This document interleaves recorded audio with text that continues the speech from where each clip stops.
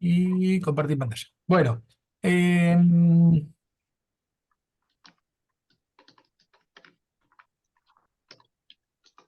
no, esto. Jerusalén en tiempo de Jesús. Bueno, el libro este tiene, no sé si lo pudieron ojear, ver, darle una miradita. Si bien es bien simple la forma de escribir, tiene un par de, yo este lo tengo en formato papel. Es, es académico el texto, entonces lo que tiene es que a veces cita cuestiones o hay un montón de siglas que se termina siendo difícil de leer, a veces, ¿sí? Entonces, lo que voy a empezar es un poco por eso, por más o menos ponernos en contexto de el libro ¿sí? Tener alguna idea sobre de qué está hablando cuando menciona algunos libros. Libros judíos. Sabemos que los judíos tienen muchos libros, ¿sí? Sagrados o que los consideran sí, bueno, sagrado sería la palabra. El número uno sería la Tanaj, que es la Biblia hebrea, que es nuestro Antiguo Testamento, ¿sí? Por lo menos el de los evangélicos. Incluye la ley, que es la Torá, los profetas, Nebihim, y los escritos, las escrituras, que son los Ketuvim, ¿sí? Ese es el centro, el texto central del judaísmo. Lo que nosotros tenemos por Antiguo Testamento. Pero la Biblia hebrea no es lo único que los judíos tienen como sagrado, ¿sí? Sino que tienen otros libros. Así como el catolicismo tiene la Biblia y el magisterio, los judíos también tienen la Biblia y otras cosas, que es lo que se llama la Torá oral, ¿sí? Comprende la Mishnah y el Talmud. La Torá oral explica, complementa y amplía la Torá escrita. ¿Qué quiere decir esto? Es que todo lo que se escribió, por lo menos desde Moisés hasta el final de las escrituras judías, para los judíos no tiene mucha importancia, mejor dicho, está escrito, ¿se acuerdan cuando vimos en la materia de interpretación bíblica que con respecto a las parábolas, que la parábola para los judíos eran una especie de historia que si no se tiene la clave para entenderla no se entiende? ¿Sí? Ese sería el concepto. Y uno de los ejemplos es cuando Natán le dice a David, eh, había una persona que tenía una sola oveja y vino otro que tenía muchas ovejas, le mata a la oveja y se la roba para comérsela y David dice, a ese hombre que hay que condenarlo ya y le dice, ese hombre eres tú. La clave para entender lo que estaba diciendo era que él se había acostado, le había robado la mujer a Urías.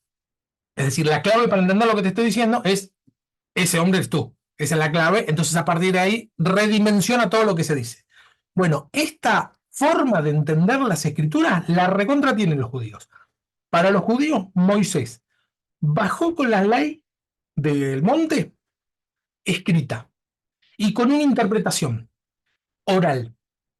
Si vos no tenés la interpretación oral, vas a entender cualquier cosa. Ese sería el concepto. Está hecho a prueba de extranjeros. Nosotros como cristianos heredamos la Biblia oral, perdón, la Biblia escrita, ¿sí? Pero no la oral. La oral es un secreto, entre comillas, ¿no? Porque ahora vamos a ver que después se terminó poniendo por escrito. Pero era algo que iba de boca en boca y que complementa, amplía o redimensiona lo que está escrito. Entonces, por eso es muy difícil, es imposible ponerse de acuerdo en algunos puntos con el pueblo judío, porque lo que nosotros leemos no es lo que ellos leen, porque ellos se complementan con otros libros. Y esos libros, bueno, cuando el templo de Jerusalén es destruido, allá por el año 70 después de Cristo, se disgregan y dicen, bueno, ¿ahora qué hacemos? Porque no vamos a poder seguir pasando la Torah oral de boca en boca porque se está disgregando. Necesitamos ponerlo por escrito. Entonces ahí es donde se escribe la Mishnah y el Talmud, que es eso, es la tradición oral puesta por escrito. ¿Sí? Entonces, cuando acá el autor cita a la Mishnah o el Talmud, se está refiriendo a esos, es como si fueran comentarios bíblicos, pero a nivel Biblia. Para el judío, no para nosotros, ¿eh? El tema que a veces cuando me ha pasado con compañeros más que nada en el seminario, cuando nos explican esto, muchos se terminan creyendo que no vale lo que tenemos nosotros y que bueno, no tenemos la parte oral, entonces se empiezan a enamorar del judaísmo y la realidad es que terminaban teniendo 600 y pico de leyes. ¿Vieron? No sé si escucharon eso, que dice que los judíos tenían en la época de Jesús, que Jesús se quejaba de eso, infinidad de leyes. Bueno, tenía que ver con esto, ¿sí? Con se agrega, se agrega, se agrega, se pone, se van engrosando lo que sería la Biblia, ¿sí? Entonces, al agregar, algunos pensarán que faltan y otros pensarán que sobra, ¿sí? Según desde dónde lo miremos. Bueno, la Mishnah es una colección de leyes y enseñanzas judías compiladas por el rabino Yehuda Anasi en el siglo III. En el siglo III, este judío dice, bueno, todo lo que venía oral lo voy a poner por escrito. Entonces a nosotros, digo, a esta generación, le llega la Mishnah por medio de que lo pusieron por escrito. El tema es que es muy difícil conseguir una Mishnah, no está a la venta, sigue siendo medio complicado. Yo cuando hice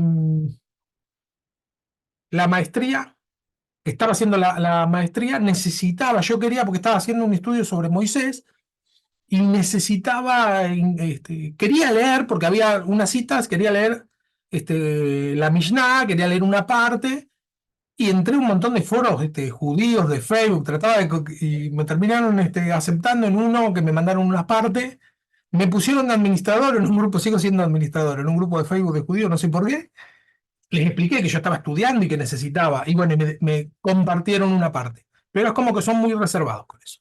El Talmud es un comentario y discusión en profundidad de la Mishnah, ¿sí? Tenemos la Mishnah y el Talmud, que es algo que lo discute.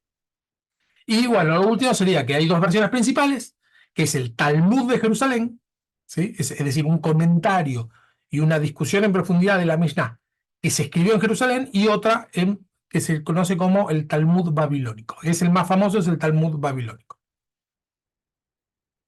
Esto no lo voy a leer todo porque son un montón, ¿sí? Hice una lista. Están los Midrash o Midrashim, Zohar, Tania, Perkei Avot, Sefer Ahinuch, Sidur. Todos esos son libros sagrados para los judíos, ¿sí? Digo, no quiero, porque no vamos a profundizar en esto. Esto en realidad es una especie de tener una idea de qué se trata. Entonces acá viene, este es el libro que estamos leyendo, ¿sí? Y arranca diciendo, bueno, abreviaturas de los libros bíblicos. Entonces ahí tenemos ABB es Abdías, ABD es Abdías, AG es Ageo, esto lo conocemos nosotros. FLP, Filipenses, esto lo recontra tenemos. De la misma manera que los libros cristianos se abrevian así, y que para una persona que no es cristiana, decir que, ¿sí? Gracias. Ahí está, Ceci. Hola, Ceci, bienvenida. Hola, hola, perdón, no me di cuenta que tenía el micrófono. Buenas noches, bienvenido, Fernando, también. Muchas gracias. Me alegra escucharte mejor. Bueno, gracias. Me alegra verte. Gracias. Bien. Bueno, así como tenemos las abreviaturas de los libros cristianos, que para nosotros es re común, es decir, que cuando nosotros estamos leyendo y vemos os, una O y una S, decimos esos egas. Enseguida lo sacamos. De la misma manera, las Mishnah y los Talmud, tanto el de Jerusalén como el de Babilonia, tienen sus siglas, ¿sí? Entonces hay distintas Mishnah, es decir, escrito por distintas personas, que serían todas estas. Esto es parte del libro. Y abajo dice, para citar la Tosefta, perdón, que es otro libro sagrado, se indica el título del libro procediente de la abreviatura TOS. Es decir, dice TOS, punto, y un libro. Después dice punto 3. El Talmud babilónico se señala con una B corta punto antes del título. Entonces ahí sabemos que cuando es B punto es el Talmud babilónico. El Talmud de Jerusalén se indica con una J punto. Entonces, bueno, ahí sabemos que está hablando de otro libro sagrado que es el Talmud, pero de Jerusalén. Y acá viene una pequeña confusión. Dice, B punto es igual a Ben, que quiere decir hijo en arameo. Pero es la misma sigla que Talmud babilónico. B corda punto. Así que ahí puede haber una pequeña confusión. Y después dice Bar, Baraita, tradición antigua no incluida en la amistad, es una tradición eh, este, de la Mishnah, mejor dicho, una tradición que no está incluida en las Mishnah, y la R punto es rabí, es decir, maestro. Es decir, un maestro judío. ¿Sí? Bueno, esta es para... Y acá puse un pequeño, una parte. Dice, por ejemplo, el autor, ¿no? Joaquín Jeremías. En B.X9 se dice, sin embargo, se pueden comprar a las mujeres género de lanas en Judea y el niño de Galilea, según esto, etc. Entonces, no es que, no nos tenemos que complicar, yo acá puse lo que sería, B.9, B.Q está acá, Baba Kama, es el autor de esta Mishnah, ¿sí? Entonces lo que dice es, bueno, este autor dice tal cosa. Para leerlo nosotros y con el propósito y con la finalidad que lo leemos, cuando nos encontramos con una cosa así, no hace falta ir a ver de qué se trata, porque va a ser lo mismo que sea BQ para nosotros, que sea BJ, que sea lo que sea. Solamente tener idea que hay una persona, o un libro, un conjunto de libros, que dicen lo siguiente. El autor cita tal cual para que sepamos no solo que es verdad, sino que el que quiere ir a la fuente puede ir y corroborar que es verdad lo que está diciendo. Pero nosotros deberíamos leerlo como si dijera, bueno, en un texto antiguo dice, sin embargo, lo que pasa es que es poco profesional escribir en un texto antiguo o en un texto judío, ¿sí? Eso es una pequeñísima introducción sobre cómo leer el libro, porque sí, eh, noté eso que a veces, hola Ramón, bienvenido, qué bueno verte. A veces leyéndolo nos tropezamos con este tipo de cuestiones. Ya les digo, no es necesario saberlo, solamente tener una idea general, un pantallazo de qué se trata y saber eso. Bueno, son libros sagrados para los judíos, que el autor es cristiano, es decir, que para el autor no es sagrado lo que está leyendo, pero sí es un dato histórico, por más que para él no sea sagrado, bueno, es algo histórico. Entonces, cuando lo cita, se pueden ver costumbres, se pueden ver cuestiones que en otro lado no lo tendríamos, ¿sí? Y después, bueno, hay autores que cita mucho. Yo cuando lo estaba leyendo decía, uy, cuántas referencias, y ahora digo, y estaba mirando, ¿ves? Estaba mirando acá que tiene un montón de referencias ahí. Digo yo, no, ¿cuántas referencias? ¿Dónde busco? No, no, por eso, olvídate. Pasa que como está hecho de forma académica, se ponen todas las citas, pero si pasamos de largo por eso, la lectura es bien sencilla, ¿sí? Entonces, cada vez que nos tropezamos con algo de eso, hay que leer como, bueno, en un texto antiguo o en un texto sagrado dice esto, y eso es todo lo que tengo que saber. Si después a alguno les interesa y quiere seguir estudiando, ya sabe cómo buscarlo. Decir, bueno, yo voy a la referencia, Babacama, lo googleo, busco, pregunto en Facebook si alguien lo tiene, si me interesa lo puedo seguir leyendo, ¿sí? Pero básicamente sería eso. Introducción del libro hasta acá, ¿está bien? Ese sería la intro como para que no nos trabemos con estas cosas. Bueno, el libro es muy extenso, así que lo que vamos a ir viendo son por partes, ¿sí? No, no lo vamos a poder acabar todo, pero sí por grandes porciones. Bueno, las profesiones las dividen en de interés general, o sea, en general de la sociedad, y la otra las relacionadas al templo. Lo divide así el autor, como que no es lo mismo una profesión que sirva para la sociedad solamente a una profesión que esté destinada al templo. Primero, de interés general, tenemos artículos domésticos, alimentación, artículos de lujo, construcción y otras profesiones. Con respecto a, eh, bueno, lo vamos a ver desde el interés general, pero construcción está después lo vamos a ver, la construcción del templo, que es en relación al templo, obvio, que es una de las grandes construcciones que se hizo. Y después la organización de estas profesiones. Artículos domésticos. Judea tenía la especialidad en la preparación de lana. Su elaboración, una de las obligaciones de la mujer en el matrimonio. En eso estaba muy dividido sobre cuál es la función de la mujer y cuál es la función del varón. ¿Sí? Nada que ver con nuestra sociedad en la actualidad, donde, bueno, si bien por costumbre, digo, no sé, es raro ver una colectivera, generalmente son varones, no está prohibido, se la puede hacer una mujer, ¿sí? O es más fácil ver una maestra que un maestro, También, bueno, de hecho yo soy maestro, lo puede hacer un varón tranquilamente. ¿Sí? Bueno, te cuento de que en Lanús, a la 526 hay una colectivera, Ah, mira. pero esa, pero esa mujer sí es amargada, por todo enoja. Si no te subís rápido, se enoja. Sí, como el 90% de los colectiveros. Bueno, pero en esta época era, bueno, las mujeres se dedicaban a algo, los varones a otra cosa, y tampoco es que esto de el sueño de ser, no sé, Jesús se levantó un día y dijo, ay, yo quiero ser carpintero, el Señor me dijo que voy a ser carpintero. No funciona así. Era carpintero porque el padre era carpintero, punto. Esta idea que nosotros tenemos, lo que vos sueñes en cuanto a tu profesión, el Señor te lo va a dar, si bien tiene una parte bíblica, que es que el Señor quiere que nos realicemos, que alcancemos el máximo de nuestro potencial, sí, pero bíblicamente hablando, era impensable que una persona diga, ay, yo me desperté hoy con ganas de ser zapatero, y nadie en mi familia es zapatero. Era impensable, era como que una persona diga, yo soy extraterrestre. Habrá algún loco que dice eso, pero es algún loco que dice eso. El resto de las personas no, ni se les ocurre.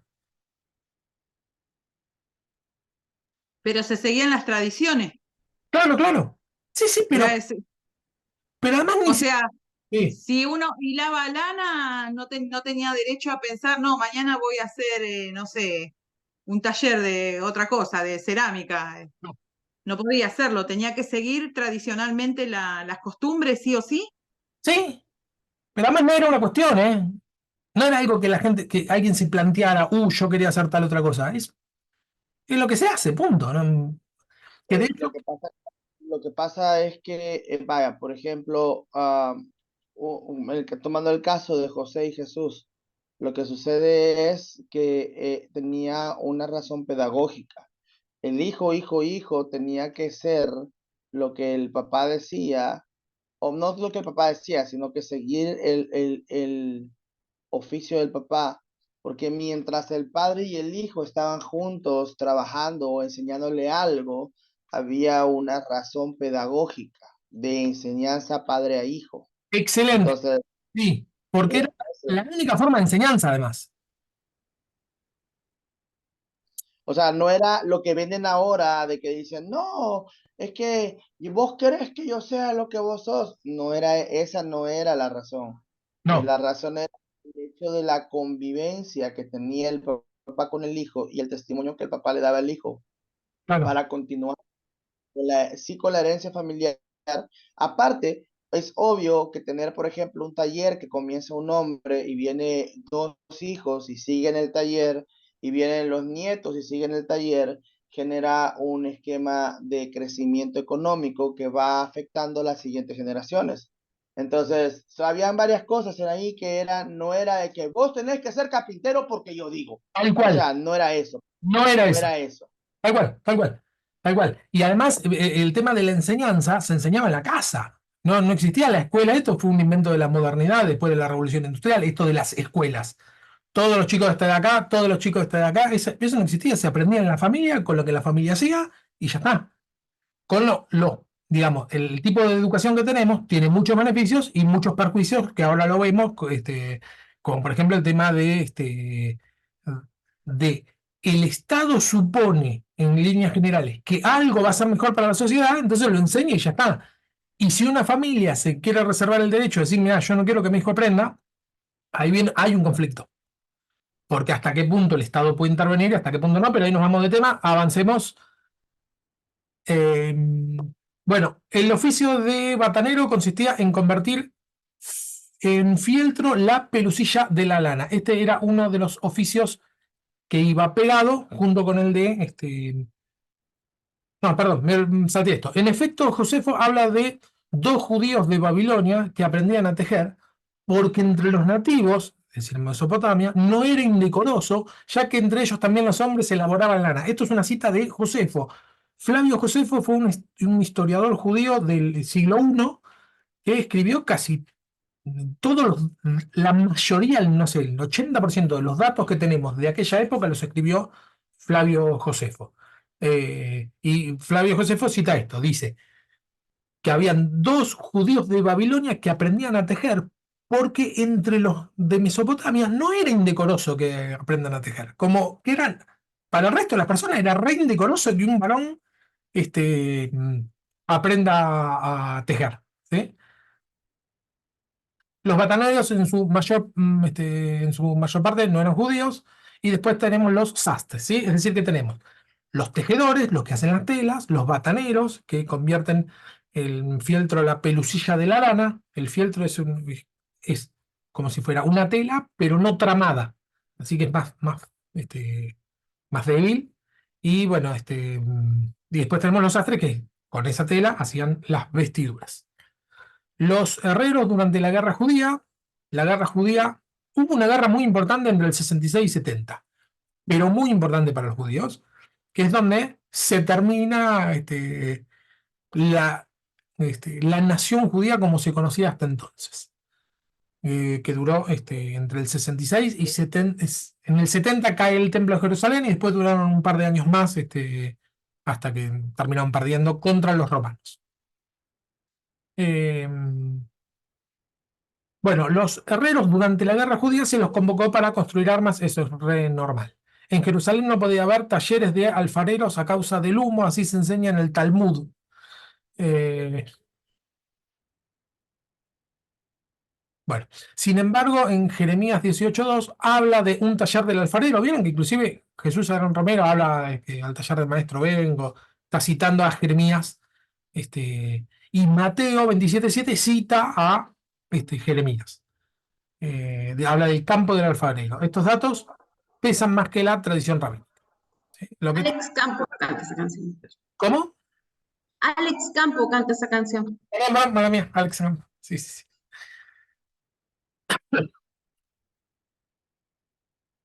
Con respecto a la alimentación, hay muy poquito, pero lo que más se sabe es el aceite era una de las piezas fundamentales de la alimentación.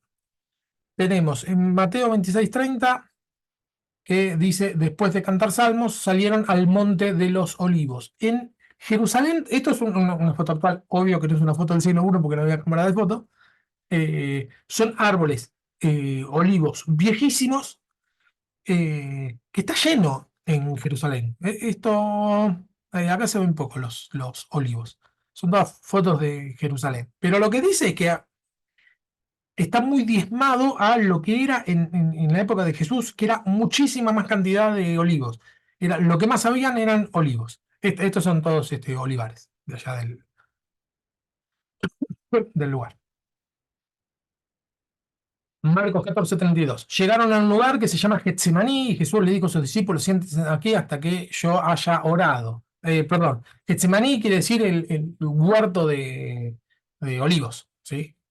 Se llama así, no se traduce, es en arameo, es el huerto de los olivos. Ahí es donde Jesús. Vieron que en la película de Jesús en la Pasión está orando entre unos olivos, porque Getsemaní quiere decir huerto de olivos. Bueno, después tenemos los panaderos, Jeremías 37:21. Entonces, por orden del rey Sedequías, perdón, entonces por orden del rey Sedequías, cuestionaron a Jeremías en el patio de la guardia y le dieron una hogaza de pan al día de la calle de los panaderos, hasta que todo el pan de la ciudad se acabó, y quedó entonces Jeremías en el patio de la guardia. Acá el texto lo que sugiere es que había una calle de los panaderos. Acá en Capital tenemos Talcahuano, es la calle de instrumentos musicales. Tenemos bueno, todo lo que es Once, es el El lugar. de los bazar, el de las telas, Sí. están todos distribuidos por calle. Ah, evidente. También dice que el tejedor también se encontraba en el rincón de los tejedores en Jerusalén, en el despreciado barrio de las Puertas de las Basuras. Sí, O sea, ellos también tenían calle, sí. la calle de los tejedores. La calle de los tejedores, la calle de la basura, la calle. Ahora sí vamos a ver, es como que se agrupaban. El punto es que el negocio, entre comillas, lo tenían en su casa. No es que había un local o una fábrica donde iban a trabajar y volvían a la casa, sino que era su casa. Por lo tanto, más restricción había para decir: Yo quiero, no sé, soy carnicero, quiero ser panadero. Más restricción, porque no solo significa, bueno, quién te lo va a enseñar si no te lo enseñó tu padre, sino que además te tenés que mudar, te tenés que ir a otro lugar, porque ahí, en la calle de ese lugar, es lo que te tocó. Y lo que agrega acá Joaquín Jeremías es que generalmente los panes se hacían en la casa, era un elemento casero. Es decir, que los panaderos tal vez trabajarían en fiestas o en ocasiones especiales o para extranjeros, una cosa así. Bueno, después tenemos los carniceros de Jerusalén, como los de otra parte, se agrupaban en la calle de los carniceros. Había además en la ciudad un mercado donde se vendían aves cebadas. Profesión de aguador. Acá hay una cita, Marcos 14:13. Entonces vio a dos de sus discípulos y les dijo: id a la ciudad y encontrarán un hombre que lleva un cántaro de agua, seguidlo. Eh, Era una profesión. Yo escuché, hoy me voy a tirar 2 veces contra. Ay, ¿cómo se llama este? Cash Luna. Porque es esto, y después otra predicación más. Escuché una predicación que decía que, que si un varón llevaba un cántaro de agua, es como que era amanerado, una cosa por el estilo, que cómo van a seguir. Toda una predicación con respecto a ay, cómo un hombre va a llevar un cántaro de agua. Y la verdad es que era una profesión, el aguatero. ¿Sí? Así que no, es como que eso no tiene sustento. Y creo que esto es lo último, sí, no sé. Lo último de esta parte, ¿no? Artículos de lujo. Fabricantes de aroma.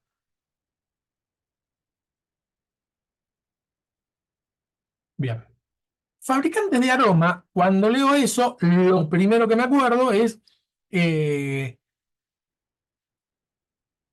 cuando derraman sobre Jesús el perfume, esta María, ¿no? Dice en Juan 19:39, también Nicodemo, el que antes había visitado a Jesús de noche, trajo un compuesto de mirra, aloes, como de 100 libras. ¿Sí? Este es eh, para ungir a Jesús.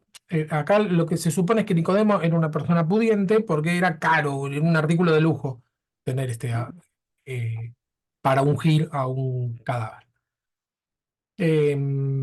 Cuando pasa el sábado, María Magdalena, María, la madre de Santiago y Salomé compraron especias aromáticas para ir a ungir el cuerpo de Jesús. Acá lo mismo, después de muerto, dice, bueno, van a comprar especies aromáticas. Era un artículo de lujo. 14. Cuando Jesús estaba en Betania, en casa de Simón el leproso, sentado a la mesa, vino una mujer con un frasco de alabastro con perfume de nardo puro de muchísimo precio, quebró el frasco y lo derramó sobre su cabeza. Y algunos de los presentes se enojaron y dijeron dentro de sí: para qué este desperdicio de perfume? Se podría haber vendido por más de 300 denarios y haber dado a los pobres, murmuraban contra ella. Los Eh, 300. Te quería comentar algo por las dos menciones que hiciste. Sí, Eh, menciona. sí, la menciones, la que dijiste de Cash y también la que dijiste de, ¿cuál fue la otra? La de las telas. Lo que pasa es que ahí sí creo que, pues no, yo no puedo decirte que fuera por orden o por cosas así, solo te puedo decir que en la época anterior, ¿verdad? En la época de allí, de la época de Jesús, los roles estaban muy marcados. Si ya fuera por orden o si alguna quiere decir machismo, ¿verdad?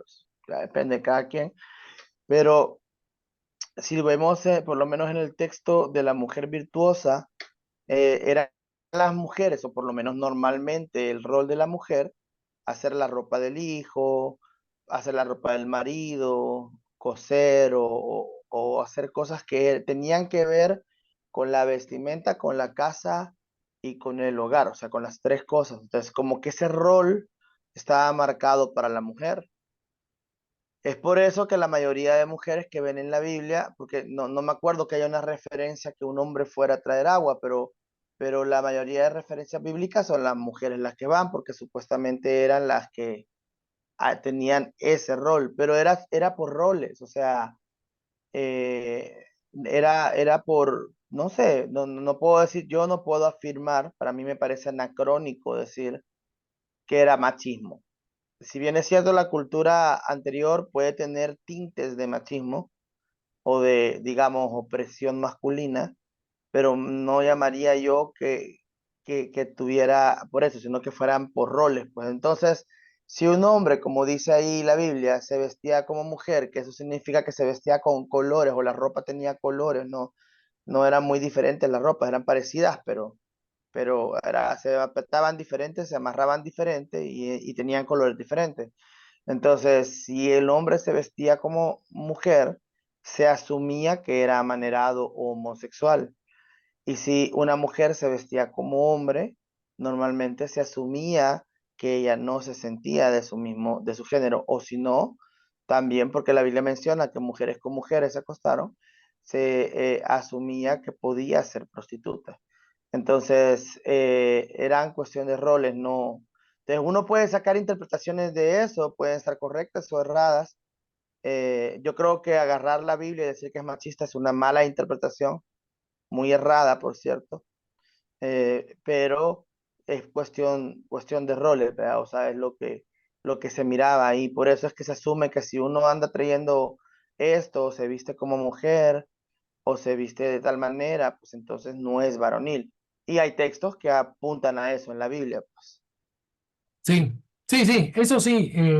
Bueno, es otra discusión sobre si es el tema es un tema de definición. Si machismo es el, la disconformidad de la mujer con respecto al rol que tiene, bueno, sí, no creo que se pueda hablar de machismo porque dudo que haya habido disconformidad. Ahora, si el machismo lo consideramos como la preponderancia o la supremacía del varón por sobre la mujer, sí, era una sociedad machista, si lo consideramos en ese sentido. El varón era considerado muy superior a la mujer, en ese sentido. Pero bueno, son sociedades, tampoco uno, como vos decís, no puede juzgar desde acá costumbres ajenas. Yo dudo que la mujer se sienta menoscabada y sí estoy seguro que la Biblia no es machista, porque sí se ve que el lugar que Jesús le da o que el Señor le da a la mujer es muy distinto o va muy a contramano con la costumbre de la sociedad aquella. Les da un lugar que la sociedad no le daba. Así que en ese sentido, sí, la Biblia no es machista, eso no cabe duda, pero sí creo que era una sociedad este, técnicamente machista. Eso por un lado. Y por otro lado, si nos tomamos, hay un pasaje, habría que ver, hacer la cuenta, hay un pasaje donde habla la mujer que va al pozo, que va con un cántaro de agua. Y después hay otro pasaje donde dice que este hombre iba con un cántaro de agua. Entonces, sacar la conclusión de que era normal que una mujer vaya con un cántaro de agua y que era raro que un hombre vaya, por esos textos que es uno y uno, me parece. Me parece que de ahí no. Pero si después vemos en otros textos de la época que estaba la función de aguatero, bueno, sí, no era raro. Sí, tenés razón lo que decís con eso y con otras cosas más con respecto a el apóstol Pablo dice que es deshonroso para el hombre tener el pelo largo, como para la mujer es deshonroso tener el pelo corto. Eso era bien claro que era así. Eh, y bueno, avanzamos. Esto con respecto al. Dice, se podría haber vendido por 300 denarios, entonces se saca esta cuenta. En otro pasaje, dice, bueno, ¿cuánto vale un denario? Sería, al atardecer el señor de la viña, esto es una parábola que cuenta Jesús, le dijo a su mayordomo, llama a los obreros y págales el jornal, empezando por los últimos hasta los primeros. Vinieron los que habían ido cerca de la hora undécima y cada uno recibió un denario. Por lo que se puede concluir que la paga justa de un día de trabajo era de un denario. Y si el perfume valía 300 denarios, bueno, es un año de trabajo, porque un año tiene 365 días, pero los sábados no se trabajaba, así que son como 50 y pico de días menos, son 300 días laborables que tenía la sociedad y el pago justo era un denario. Y escuché otra predicación de Cash Luna que sacaba una cuenta fuera de contexto. Entonces decía, como si ahora dijéramos, bueno, ¿cuál es el salario promedio en Argentina? Vamos a suponer, bueno, 500 mil pesos, por poner un número, ¿no? Bueno, multiplicarlo por 300. Eso era lo que valía. Bueno, lo multiplicás por 300, da como 15 millones de pesos y no hay ningún perfume que valga eso, pero tampoco no funciona así la economía, porque eh, las necesidades que cubría un denario eran las necesidades mínimas y suficientes para la época. Hoy, si nos alcanza el sueldo para solamente comer, nos parecería ultra insuficiente. No alcanza solamente para eso. Tenemos, gracias a Dios, un sueldo normal, alcanza para comer y algunas otras cosas más, que no era el caso de esta época. Las personas vivían al día, comían y se morían muy jóvenes además. Por lo tanto, hacer esa traspolación de aquella época a esta, sacando una cuenta, me parece fuera de lugar. Muy bien, objetos artísticos. En la Tosefta, que es otro libro sagrado, se discute si las mujeres pueden llevar adorno el sábado y se menciona la Jerusalén de oro entre los adornos de la cabeza.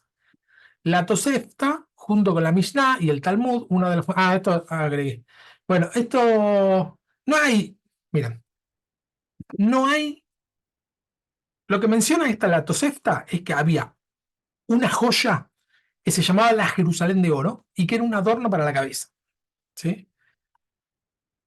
Y acá no hay ninguna, no hay ningún, ninguna foto, no hay nada que haya quedado ni ningún como se dice, hallazgo arqueológico, ni un dibujo, ni nada que haya quedado de la época, pero por algunos comentarios, dice Joaquín Jeremías, habrá que imaginárselo como una especie de diademas con almenas.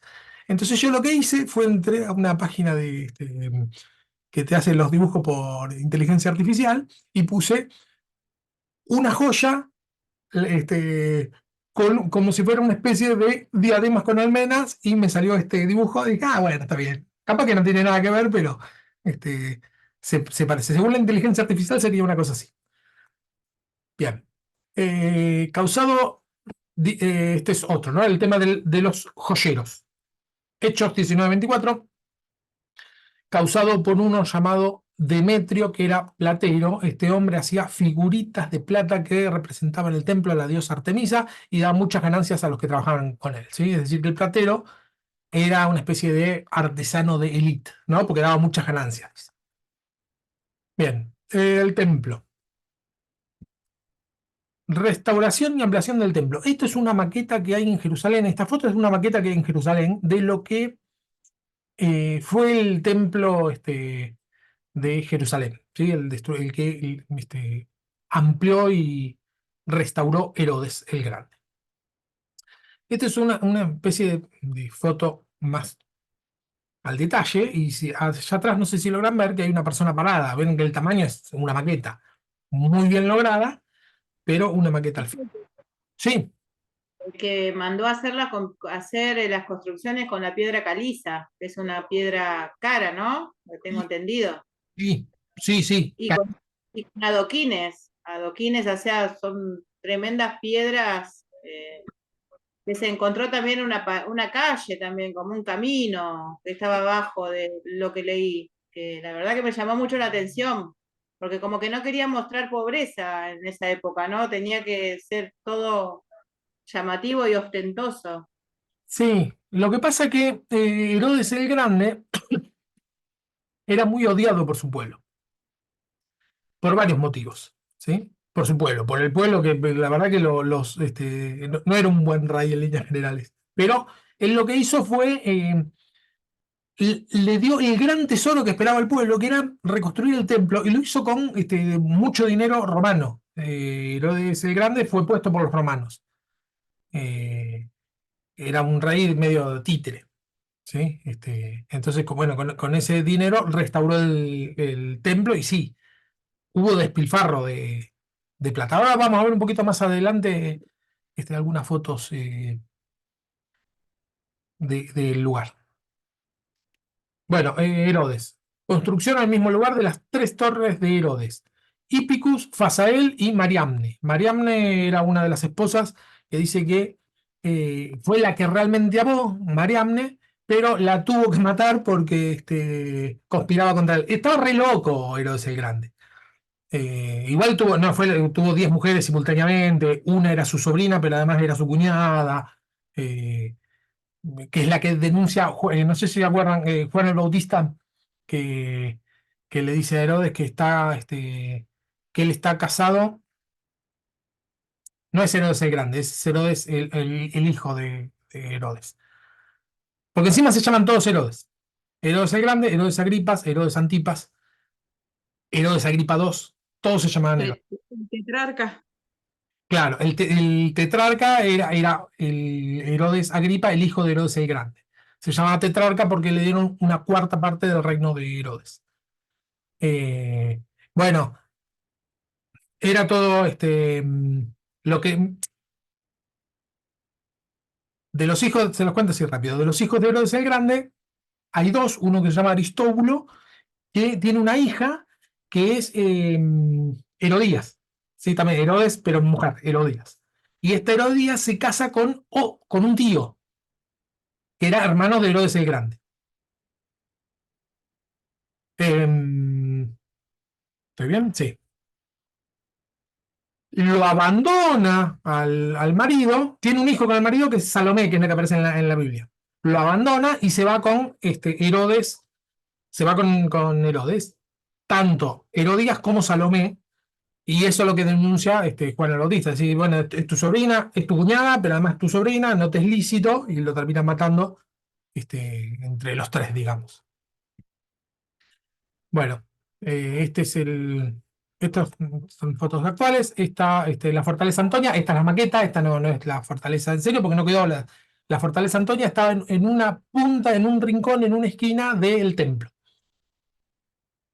El sepulcro de Herodes dice que aunque no fue utilizado, sino que al morir Herodes fue sepultado en Herodión, que es otro lugar. ¿Sí? Este es un hallazgo técnicamente, es uno de los últimos hallazgos que hubo. Bueno, hubo construcción de acueductos, hizo Herodes, monumento sobre la entrada del sepulcro de David. Agripa I, mencionado en el capítulo 12 de Hechos, construyó la muralla más septentrional de Jerusalén, que abarca una zona considerable, tenía alrededor de 3.500 metros, con bloques de piedra de 20 codos de largo, etc. Por acá, más adelante tengo unas fotitos de las piedras. La primera muralla la hizo el rey David.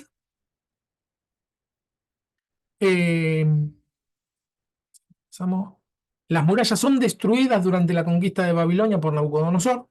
Sí, las murallas del templo, la primera la hizo David. Son destruidas por Nabucodonosor. Ciro el Grande permite que vuelvan a reconstruir las murallas, y ahí es donde está el libro de Esdras y Nehemías, que reconstruyen el templo, reconstruyen un poco, pero lo reconstruyen muy pobremente, no es que lo reconstruyen. Es casi un acto profético, no tenían ni con qué, lo hacen con lo que tienen. Vieron que dice que se tenían que defender en una mano la cuchara, en otra la espada, porque eran atacados, no tenían plata. Ciro les permite ir a construir, pero nada más, ¿sí? No tiene la posibilidad de construir el templo. Dice, reconstruyen una especie de segundo templo alrededor del 430 a.C.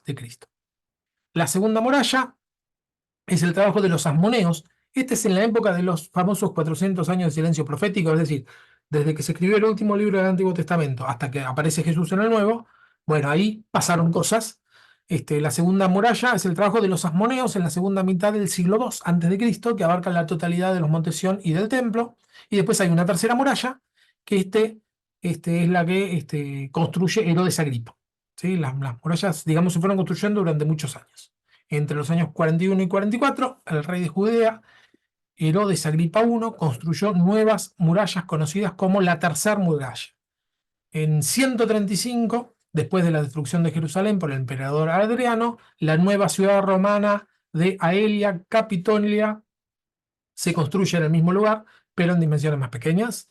En el siglo XVI, durante el reinado del Imperio Otomano en la región, el sultán Suleimán el Magnífico, el de la novela, decidió reconstruir por completo las fortalezas de la ciudad, en parte sobre los restos de las antiguas murallas. O sea, en el mismo lugar, Suleimán manda a hacer otra reconstrucción que duró entre el 1535 y 1538. Volvemos para atrás. Agripa II. Agripa II es el último que aparece, el último Herodes que aparece en la Biblia, es el que el apóstol Pablo habla con él y dice, uy, por poco me conviertes. Es cuando pide hablar con el emperador. Agripa II, la construcción del templo entre el 62 y 64, indujo a Agripa II a emprender otra obra. Más de 18.000 trabajadores quedaron entonces sin bar. El rey podía disponer del tesoro del templo y empujarlo por la población de Jerusalén en un gesto de carácter. Lo que dice es que después de haber construido, porque tardó años desde que Herodes el Grande empieza a construir, pasan 3 generaciones hasta Herodes Agripa II, entonces los obreros del templo tenían una especie de seguro, ahora lo vamos a ver un poco más adelante, tenían una especie de seguro de desempleo.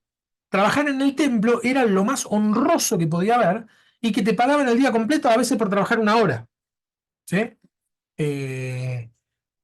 Y si se acababan los trabajos para hacer, te seguían pagando el sueldo igual.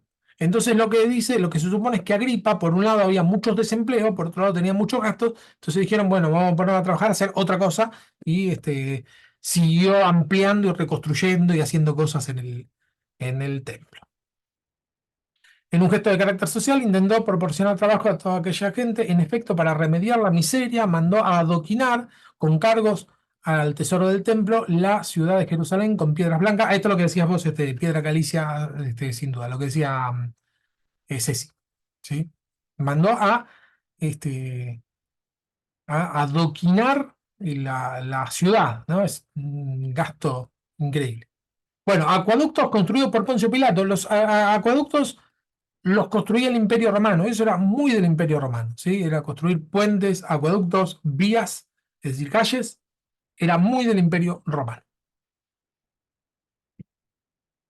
Al tomar del dinero del templo para aquella obra, provocó una revuelta popular. Es decir, Poncio Pilato saca dinero del templo para construir acueductos. Bueno, a la gente eso no le gustó mucho, se armó una revuelta. Para calmar la turba irritada, tuvo que acudir a los garrotes de los soldados. Bueno, estas son una de las piedras del acueducto. Son piedras gigantes con un agujero chico, sería un caño de la época, ¿sí? Pero fíjense que tienen castre, todo está re bien hecho. Ahí serían unos cuantos encastrados para poder llevar el agua de un lugar a otro. Bueno, la piedra era el principal elemento de la construcción. Lo primero que hizo Herodes cuando emprendió la restauración del templo fue proveerse de 1.000 carros destinados al arrastre necesario de piedras. Hay en la actualidad una cueva a donde Herodes habría sacado las piedras. Estas son las cuevas que hay debajo. Jerusalén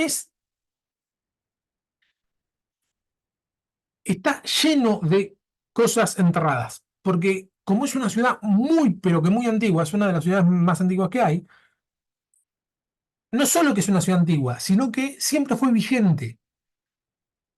Está lo que se llaman los tel, que es que, bueno, una ciudad queda abandonada, se llena de polvo, se tapa, la tierra como que se lo empieza a comer, arriba construyen otro, arriba construyen otro, arriba construyen otro. Entonces cuando van haciendo excavaciones, no terminan más y siempre van encontrando cosas nuevas.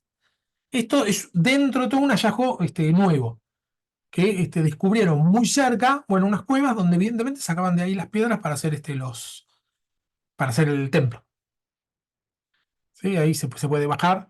Y como están en guerra con, bueno, lo último que vimos, lo de Hamas, que atacaron, y ahora Israel ataca a los de Hamas, o sea, están en guerra, una guerra que estalló hace poco, pero están en guerra desde siempre, ¿sí? Siempre están muy armados y hay un límite donde no pueden pasar porque es parte musulmán, y entonces lo que hacen excavaciones y van por abajo no sé si me explico. Si este es el límite, hacen un túnel por abajo y van haciendo excavaciones y se van pasando de la raya, pero por abajo.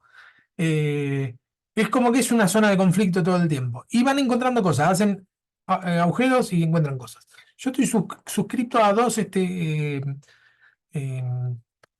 revistas de arqueología digital, ¿no? Que van mandando hallazgos cada vez que encuentran algo.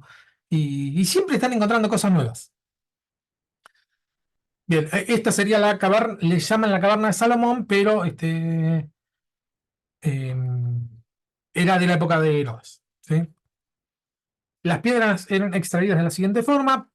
Primero cincelaron un área pequeña y pusieron una pequeña de madera en el surco. Segundo, se vertió agua sobre la madera, lo que causó que se dilatase, se hinchase y se hiciese otra grieta en la piedra. Tercero, este proceso es repetido en los 4 lados, luego de los cuales la piedra fue hecha rodar cuidadosamente hasta el lugar designado, y cuarto, después que la piedra estaba en su posición, era embellecida con mucho cuidado mediante el tallado de un borde a su alrededor que luego era suavizado y achatado. No era solo construir y que quede firme, sino que tenía cierta pretensión artística, ¿sí? Las piedras de Herodes, ahora vamos a ver un poco más adelante, tienen una característica muy similar, que es que le hacían un recuadrado a cada piedra, etc. Lo que más sorprende a los arqueólogos es que hay una distancia de algo más de 4 kilómetros entre el santuario de los israelitas y la cantera. Siempre se había creído que se encontraba muy cerca de la construcción por la dificultad que suponía trasladar esos grandes bloques pesados. Construcciones artísticas, los escultores, los principales son los sepulcros llamados Tumba de los Reyes y 3 monumentos funerarios del Valle Cedrón, actualmente sepulcros de Absalón, de Santiago y Zacarías. Se llaman así, pero no es que estén ahí enterrados Absalón, Santiago y Zacarías, ¿sí? Las 3 tumbas se encuentran entre el monte del templo y el monte de los Olivos. Esta sería la tumba de Zacarías. Ven que es todo una obra de arte, alrededor todo tallado en la piedra, etc. Está la tumba de Santiago y está la tumba de Absalón, ¿no? Con un cono arriba. Aunque tradicionalmente se le atribuyen a Absalón, el hijo rebelde del rey David de Israel, alrededor del año 1000 a.C., los arqueólogos modernos datan el monumento del siglo I después de Cristo, ¿sí? Y esto también es re común en la época. Se le pone nombre a las cosas porque sí, o porque parece que es esa onda, y queda así. Es el de Absalón y listo, no importa. No había una investigación exhaustiva a ver si era de Absalón o no, ¿sí? Eso pasa con libros, con todo. También es posible que hubiesen guardianes de los sepulcros, se apoyan en la mención, sí, uno de las funciones. Las tumbas de los reyes son el panteón de Helena de Adiabene, que era una cortesana de la época. No me acuerdo bien cuál era la relación, pero era una persona de la corte. Acá se ven las 3 tumbas juntitas. Otras profesiones. El médico era considerado como un artesano conforme al sentido que esta palabra tenía en aquella época. El término con que se designa un oficio es humanut, oficio, profesión, destreza. Un humán es un artesano, un artista, un sangrador, un cirujano, un barbero y uno que realiza la circuncisión, ¿sí? Es decir, que el médico podía ser un artesano, un artista, un sangrador. El sangrador es porque para bajar la presión se ponían sanguijuelas o se hacían cortes para evitar la presión sanguínea, ¿sí? No es que se tomaba la presión, pero sí cuando padecían algunas enfermedades se hacían cortes y al disminuir el torrente sanguíneo muchas veces se curaban. Se supone hoy que era que tenían presión alta, entonces al perder sangre baja la presión, ¿sí? Un cirujano, es decir, una persona que corta y arregla partes del cuerpo. Un barbero, o sea, estaba en al mismo nivel un barbero o una persona que realiza la circuncisión. Eso eran con lo que se designaba con la misma palabra médico. Marcos 5:26. Habría sufrido mucho, ¿se acuerdan de esa señora que tenía flujo de sangre y que dice, uy, si tan solo le tocara el manto? Dice, y había sufrido mucho de muchos médicos y gastado todo lo que tenía y nada había aprovechado, antes le iba peor. Y acá dice algo interesante, que es que los médicos no eran tenidos por sabios, sino que, bueno, la mayoría eran charlatanes, eh, algunos curarían bien, otros mal, pero no es que había una idea consensuada entre todos de que es un médico, ¿sí? Bueno, podía ser alguien que les salía bien, pero más que nada servía para curar heridas y no sé, entablillar o algo por el estilo, pero después en cuestiones de enfermedades como esta, como la mujer está de flujo de sangre, y no podía hacer mucho, no había medicina como la tenemos en la actualidad. Dice una de las citas que hace M. Kidd, que es una de las citas, el mejor de los médicos es digno del infierno. Dice. Algunos tratamientos antiguos sobre los desórdenes menstruales podían no solo no sanar a la paciente, sino empeorarla. Por ejemplo, dice aterrorizándola o haciéndole comer granos encontrados en el estiércol de una mula. Eso menciona estas dos terapias que se solían hacer. Asustándola mucho, como si fuera el hipo, aterrorizándola, o haciéndole comer unos granos encontrados en el estiércol de una mula. Por eso uno dice, bueno, no sé qué efecto podía tener, pero seguramente no iba a mejorar. Entonces, por eso cuando Marcos dice, gastó todo lo que tenían médicos y no solo mejoraba, sino que le iba peor, tenía que ver con las prácticas que se hacían.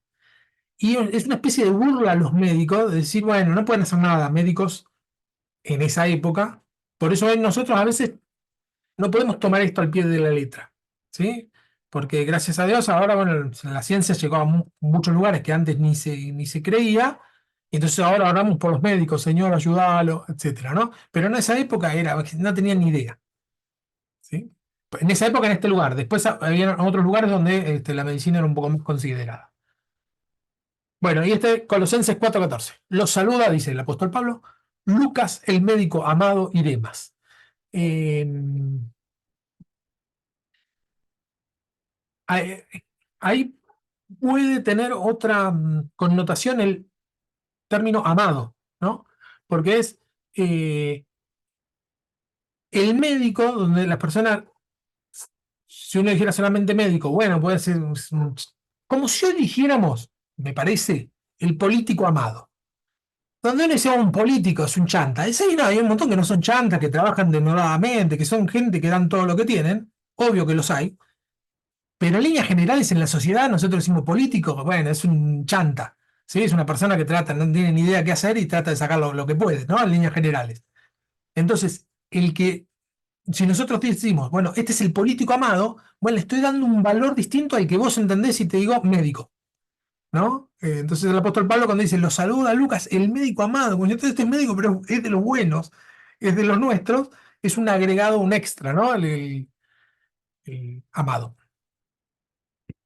Según el Talmud, había médicos en todas las ciudades y los pueblos. En BQ 18, que ya sabemos que es un texto, se prescribe que en caso de lesiones y heridas, los honorarios del médico deben ser pagados por el culpable. Sí, eso es interesante. Si, bueno, hubo una pelea y el que sale herido, tiene que pagarlo el que lo hirió, no el herido. ¿Sí? Eso lo menciona el Talmud.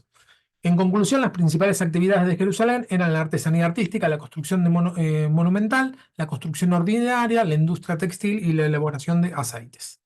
Y después tenemos profesiones relacionadas con el templo. Dice en Juan 2:20, Jesús le dice, yo le digo que voy a destruir este templo y en 3 días lo voy a levantar. Y le dicen los judíos, tardaron 46 años en construir este templo y tú vas a levantarlo en 3 días. Esto se lo dicen, se supone, hace el año 27. ¿Sí? En aquella época las obras aún no estaban terminadas. Este es otro tema. Cuando Jesús estuvo en la tierra, el templo no estaba terminado. El templo lo empezó Herodes el Grande en el año 4 antes de Cristo, o un poco antes, por ahí. En el año 4 antes de Cristo se supone que nació Cristo. ¿Sí? Más o menos en esa época, y tardaron años, muere Herodes, sigue el otro Herodes que es el hijo, sigue el otro Herodes que es el hijo, lo terminan allá por el año 66, y 4 años después lo destruyen los romanos. Tardaron más tiempo en construirlo que en destruirlo. Les duró nada terminado. Lo terminaron y nada, y fue destruido.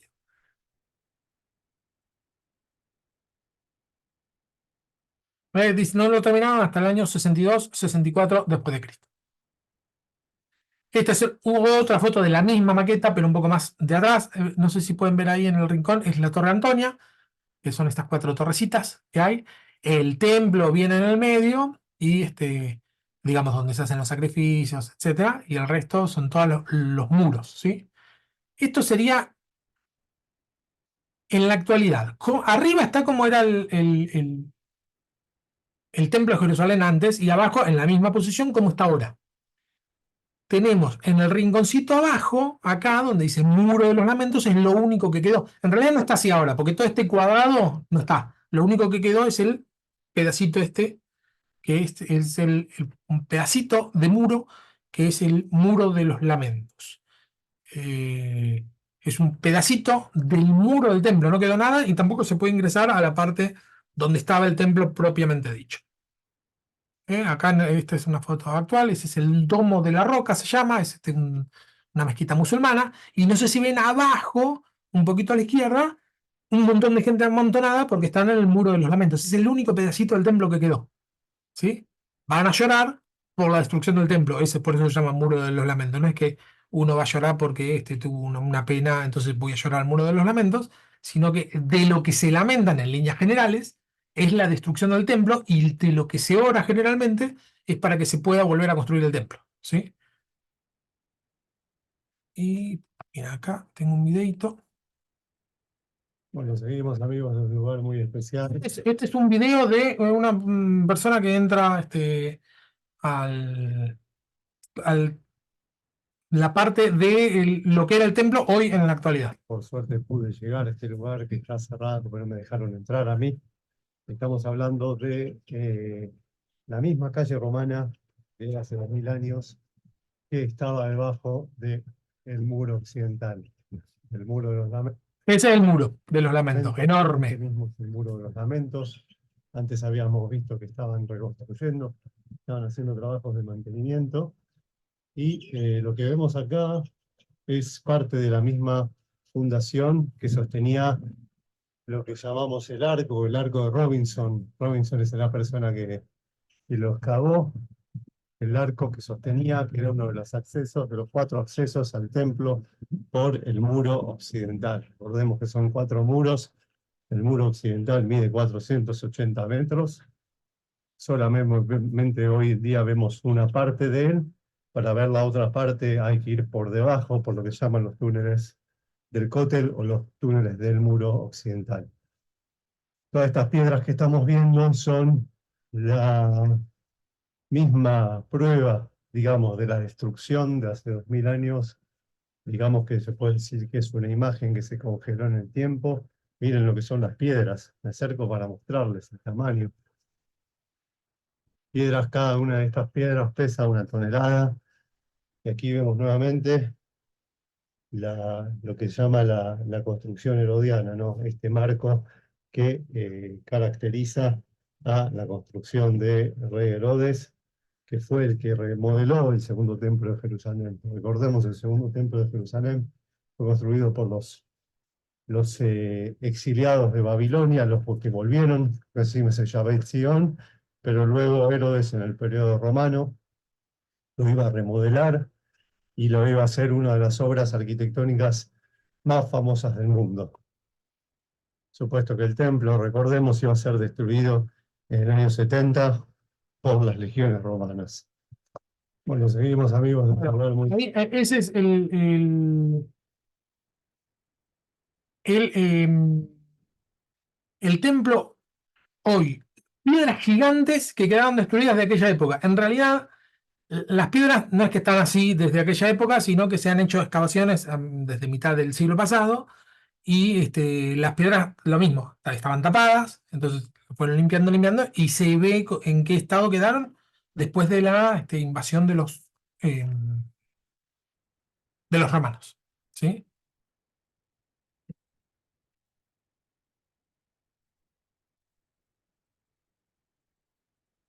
Apenas terminaban las nuevas construcciones y antes de estallar la insurrección del 66, porque en realidad no es que los romanos invaden porque sí, sino que hay una revuelta judía a causa de la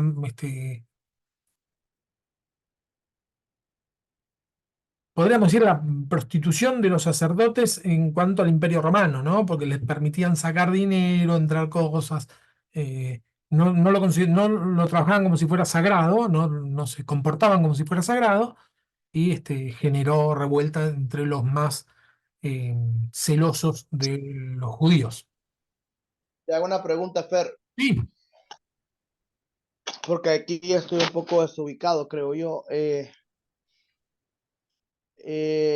la venida de Jesús y la época en la que Jesús nace, y esta sería la cola, ya al final de la cola de las guerras macabeas, o ya habían terminado macabeas. No, los macabeos ya habían terminado hacía tiempo. Eh, es así. Los macabeos pasó más o menos lo mismo.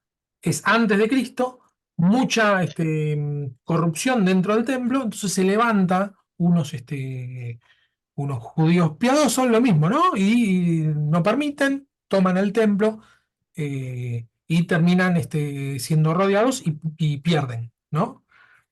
Ante esta revuelta, los romanos, que ya eran el Imperio Romano, lo que hacen es negocian con Herodes el Grande para que él sea rey, lo ponen a Herodes el Grande, que también era un corrupto importante, entonces lo ponen a él, a Herodes, para poner un judío, entre comillas, que los gobierna como rey.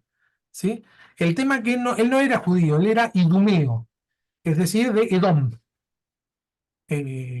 o edomita, podría decirse. Entonces, para los judíos, vieron que los judíos en ese sentido eran, "Ah, este samaritano no es judío, este es edomita no es judío, queremos un rey judío", y punto. Entonces nunca lo quieren, pero sí hace toda esta reconstrucción Herodes con dinero del Imperio Romano, que es puesto por el Imperio Romano debido a las revueltas macabeas. Como que hay una revuelta, interviene el Imperio, ponen a Herodes, muere Herodes, dividen el reino en cuatro, cada uno, por eso se llama tetrarca, porque está dividido en cuatro. El que queda en Judea es Herodes Agripa, después Herodes Agripa II, después que muere, y después viene la revuelta judía. Entonces ahí se cansan. Lo que pasa es que duró mucho la revuelta judía porque los romanos tenían otros problemas y no pudieron, otros problemas internos, ¿sí? De problemas, intrigas internas dentro del imperio, entonces no pudieron invadir inmediatamente y dejaron que se les vaya de las manos. Entonces después, nada, cuando entró Vespasiano, el emperador, Tito primero, no queda nada, ¿no? Lo destruyen, una matanza tremenda, quedan unos pocos judíos en la fortaleza, creo que Masada es que quedan un grupo de judíos más rebeldes, quedan 2 años más resistiendo, y cuando ya lo están por invadir se suicidan todos antes que los capturen. Ese fue el final, y después nunca más se volvió a armar el pueblo judío hasta después de la Segunda Guerra Mundial. Eh, y por eso es la bronca, entre comillas, de los musulmanes, porque los musulmanes dicen, no, nosotros estamos acá desde Suleimán, año 1500. Entonces, ahora que vengan a ponernos a los judíos nosotros acá, no, si esta es nuestra tierra. ¿No? La lucha viene por ahí. Los judíos dicen, no, pero nosotros estamos de antes. Esa sería la pelea. Pero miren que hay tierra, ¿eh? En la tierra, digo. Y ni siquiera bueno, a mí me gustaría ir porque es un sagrado, es el lugar donde hubo Jesús, pero ni siquiera es lindo, es todo desértico, no sé qué le ven, pero bueno. Bueno, hay petróleo igual, ¿no? Em, bien, seguimos. Bueno, se necesitaron canteros, carpinteros para la construcción del templo, plateros, orfebres para la construcción de los recintos sagrados. Es así, los recintos sagrados, vieron que está el templo, la parte santa y la parte santísima. La parte santísima es sagradísima, no puede entrar cualquiera. Es decir, no podía entrar un obrero común a trabajar. Y los sacerdotes no sabían trabajar, porque eran sacerdotes. ¿Sí? Digamos, no tenían, no es que no sabían trabajar, no tenían esa profesión. Entonces lo que tuvieron que hacer fue que los carpinteros, los plateros, los orfebres les enseñaran la profesión a los sacerdotes para que los sacerdotes pudieran trabajar en la parte de Santísima, en la parte que no podían tocarlo cualquier persona. ¿Sí? Es decir, que Herodes el Grande, si bien nadie lo quería, tuvo un cuidado de mantener sagrada la parte que los judíos consideraban sagrada. También tuvieron que esculpir las inscripciones de piedra que estaban colocadas a trechos sobre la balustrada exterior, y advertía en latín y griego a todos los no judíos bajo amenaza de muerte que no traspasasen aquella balaustrada. Es decir, había una parte donde había un cartel de advertencia. Hasta acá los no judíos. Pero no estaba escrito ni en hebreo ni en arameo, sino que estaba escrito en el idioma que entiendan los no judíos, que era el latín y el griego. Bajo pena de muerte. Si no sos judío y pasás por acá, estás liquidado, diría, algo así, ¿no?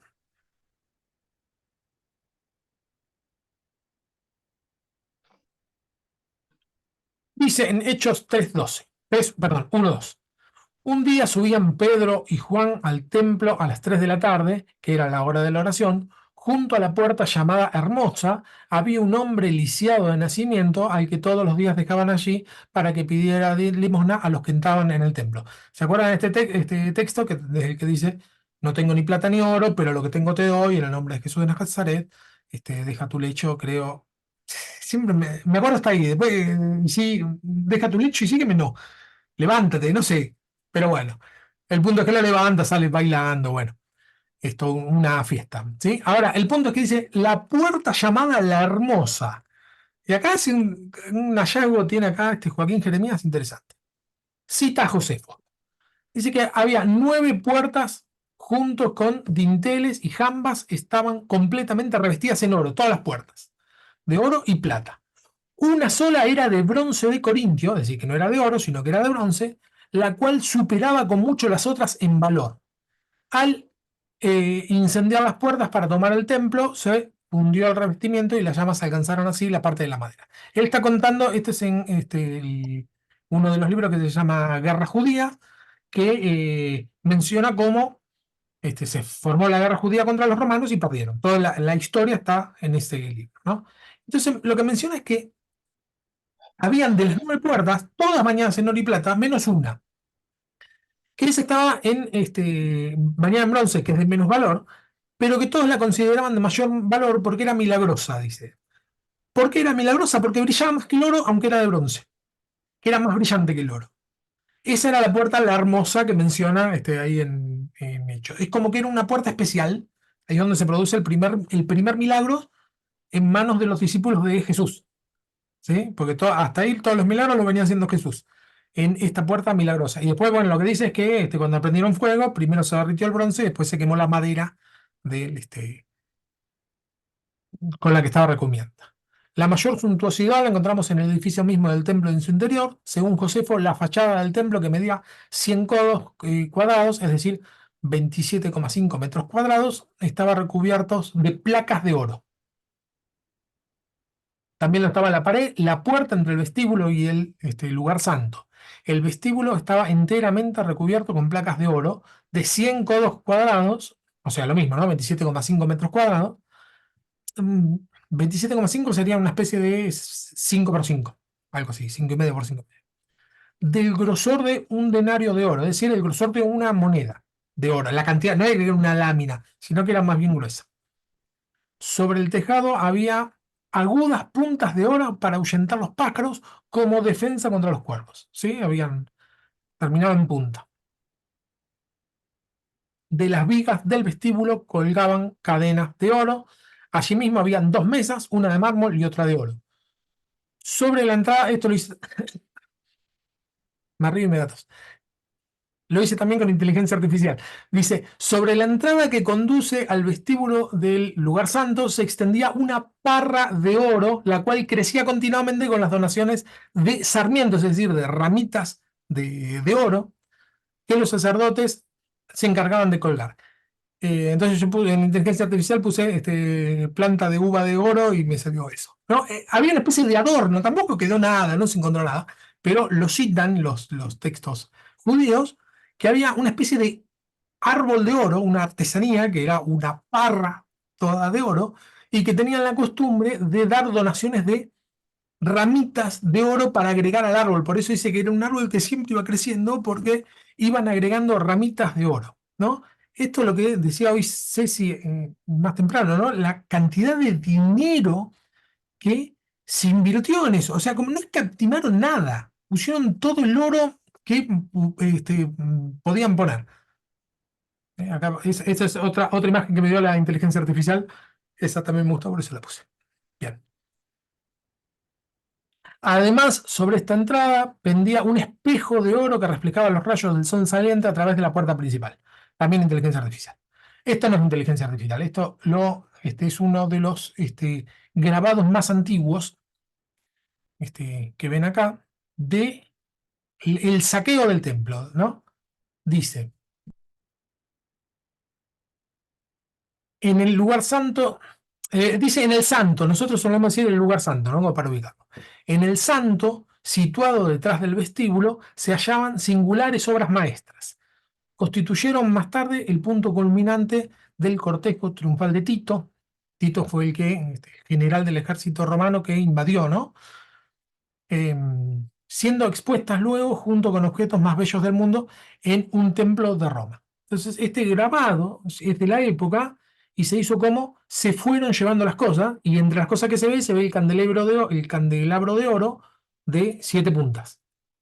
Eso desapareció por completo, eso digamos como que se expuso en Roma, en un templo de Roma, para que lo vean, y después en uno de los avances que hubo contra el Imperio Romano se lo han robado y no quedó nada. Este es una réplica del candelabro de oro, de oro macizo, de 7 brazos. Y esta sería la mesa maciza de oro de los panes de la proposición. Y por último, el lugar santísimo, cuyas paredes estaban recubiertas de oro. Perdón. Por último, el lugar santísimo, cuyas paredes estaban revestidas de oro. Lo que dice, no me acuerdo si lo puse o no, lo que dice que después que se llevaron todo el oro, la cantidad de oro que sacaron de ahí, cuando robaron todo, hizo que devalúe el oro a mitad de precio. Había tanta cantidad que el oro en aquella zona empezó a valer menos a mitad de precio de tanta cantidad que había.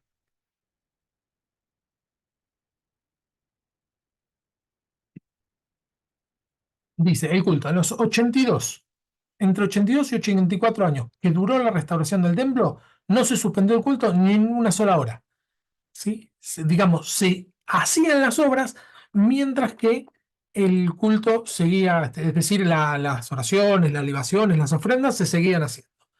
La elaboración de los panes de la proposición estaban encomendadas a la familia Garmo. Había una familia, ¿no? Como decíamos hoy. Eran los encargados de hacer los panes de la proposición. Punto. Esta es tu función, la hace. Pero toda la familia. Y que se va pasando de generación en generación. Por eso digo, uno de la familia Garbo ni se le cruzaba por la cabeza decir, bueno, no, yo quiero ser carpintero. No, ellos hacían panes, hacían panes. Era su función en la sociedad. La elaboración de los perfumes de quemar pertenecía hereditariamente a la familia de Eutinos. Se nos habla de una huelga de estas dos familias, ¿no? Parece un problema y hubo una huelga. Y se termina con la vuelta al trabajo después de obtener la duplicación del salario, de donde se puede deducir que se trataba de una huelga salarial. Es decir que, como dice el dicho, en todos lados se cuecen habas. Estas dos familias, una hacían los perfumes y otra hacían los panes, hicieron una especie de piquete de reclamo salarial, hubo una especie de, ¿cómo se dice?, conciliación obligatoria o paritarias, y acordaron el 100% de aumento y siguieron el trabajo. Es increíble cómo nosotros a veces pensamos que estos problemas son como actuales, nuestros, y de toda la época, de todo el mismo tipo de problemas, y algunos lo solucionaron de otra manera, otros de otro, pero vemos cómo es como re normal dentro de la característica nuestra, ¿no? De las personas. Los artistas tejedores y los realizadores de labores de punto tenían que confeccionar todos los años para el templo 2 cortinas de 20 codos de ancho por 40 de largo. Estas cortinas estaban colgadas en 13 lugares del templo. Cada una de ellas, según se dice, estaba tejida con 72 cordones y 24 hilos cada uno, a 6 colores. Esto me llamó la atención. Las cortinas del templo eran de colores, 6 colores. Yo siempre me lo imaginé, no sé por qué, blanco o un color cremita, pero no, eran de colores. Y lo interesante es que eran renovadas permanentemente porque hacían 2 nuevas por año. Habían 13, pero cada año se renovaban 2. Es decir, que cuando la cortina del templo, el velo del templo se rasga, que era una de las cortinas, no estamos hablando de que bueno, era una cortina así gastada, vieja, una cortina nueva y ancha, ¿no? 24 hilos. un maestro fontanero era el responsable del servicio de agua del templo. Esto es lo que decíamos hoy. Era un varón encargado responsable del agua. ¿Sí? No es que era una función de mujer, de las mujeres, el cargar el agua. Había un médico del templo que tenía que intervenir cuando algún sacerdote se lastimaba. Tenía que estar siempre descalzo, inclusive en invierno, y solamente podía comer carne y tomar agua. El vino les estaba prohibido, por lo que solían enfermarse. Esto es otra cosa interesante. Vieron que el apóstol Pablo, no me acuerdo si a Tito o a Timoteo, le dice que no beba solamente agua, sino que tome un poco de vino a causa de tu estómago, le dice así. Es decir, bueno, tenés que tomar un poco de vino, porque nosotros, en nuestra sociedad, el agua es mucho mejor que el vino. Mucho más saludable tomar agua que tomar vino, ¿sí? Porque el vino está lleno de químicos y el agua es totalmente pura. En aquella época el agua era totalmente impura, o lo más que se podía purificar era mínimo, y el vino era recién sacado de las uvas. Es decir, no tenían no solo químicos, sino que eran más pura que el agua. Es decir, que tomar solamente agua les hacía mal, se descomponían si solamente tomaban agua. Esto también es un cambio de paradigma. Entonces lo que dice es que los médicos no les estaba permitido tomar vino y tenían que estar descalzos porque estaban pisando Tierra Santa, inclusive en invierno.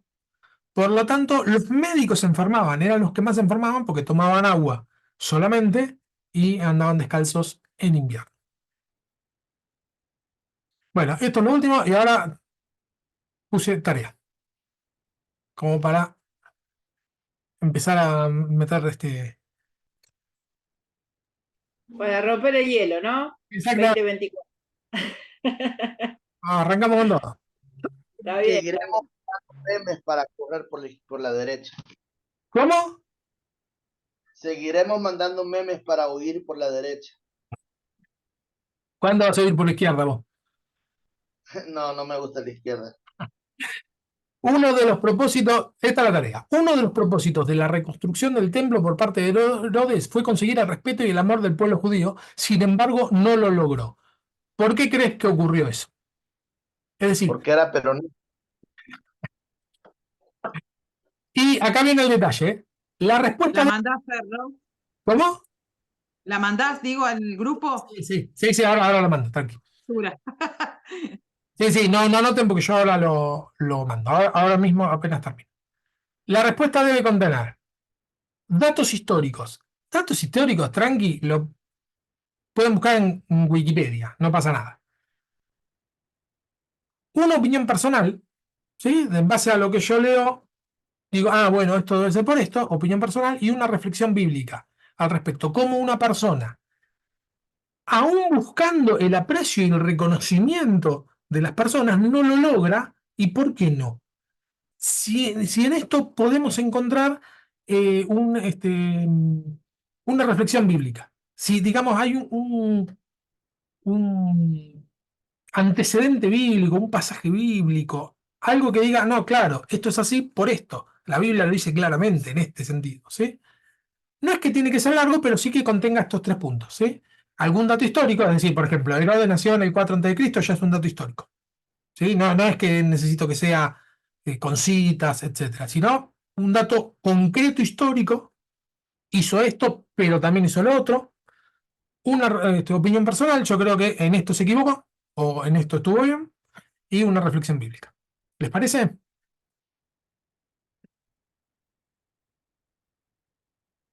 Y para la semana que viene, esto lo repito, la semana que viene es feriado, el martes que viene, pero como venimos atrasados porque estuve enfermo, yo no voy a suspender la clase, sin embargo, el que no puede estar porque ya tenía planes, no se haga ningún problema que no le voy a poner falta, voy a grabar la clase y la vez después grabado es como si hubiera estado, ¿sí? No pasa nada, ¿sí? Si no hay nadie, no se haga ningún problema, yo igualmente grabo la clase y la subo. ¿Está bien? Es el martes que Yo viene. voy a estar haciendo toda la campaña. ¿Ok? Vamos, porque vos tenés los feriados norteamericanos. Bien. Buenísimo. Mira, ¿vas a mandar la tarea por el WhatsApp o no? Sí, ahora lo mando. Termino de